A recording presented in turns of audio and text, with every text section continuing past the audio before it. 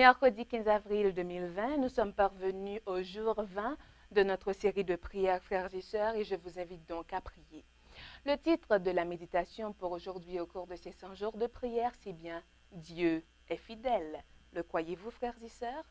Aujourd'hui, le texte à méditer, c'est bien 1 Corinthiens 10, verset 13. Il est dit, et je vous invite bien sûr à lire avec moi, « Aucune tentation ne vous est survenue qui n'ait été humaine, et Dieu qui est fidèle ne permettra pas que vous soyez tentés au-delà de vos forces. Mais avec la tentation, il préparera aussi le moyen d'en sortir afin que vous puissiez la supporter.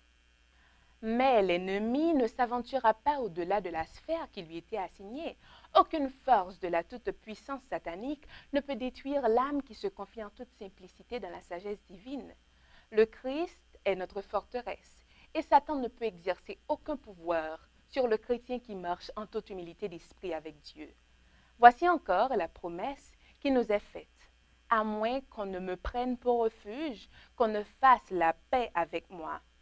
En Christ réside un secours parfait et absolu pour toute âme soumise à la tentation. Les dangers surgissent sur chaque sentier, mais tout le monde céleste veille pour que nul ne soit tenté au-delà de ses forces. C'est ce que nous trouvons dans le livre « Avec Dieu chaque jour » à la page 333. Je vous invite donc à vous interroger sur les différentes questions que je vais vous dire bien sûr maintenant. Avez-vous l'impression de faire plus que vous ne pouvez? Dieu promet de ne pas nous donner plus que ce que nous pourrons supporter. Alors, si vous vous sentez accablé, réclamez-vous des promesses qui se trouvent, et je vous invite bien sûr à lire ces textes dans 1 Corinthiens 10, verset 13, Philémon 4, verset 13, Psaume 61, verset 2. Consolez-vous aujourd'hui par les promesses de la parole de Dieu.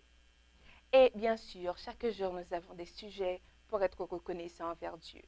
Dans toute l'Europe et probablement dans plusieurs endroits du monde, des jeunes qui n'allaient pas à l'église participent activement à des groupes d'études bibliques en ligne. Nous louons le Seigneur pour cet intérêt accru à sa parole.